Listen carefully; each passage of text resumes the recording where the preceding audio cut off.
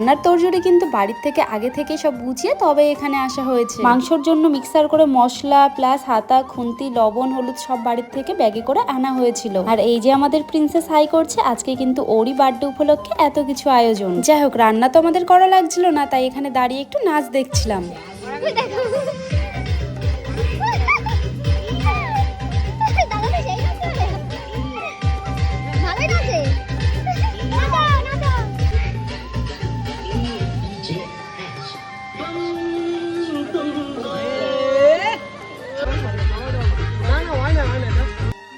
দিদি কি হবে দিদি?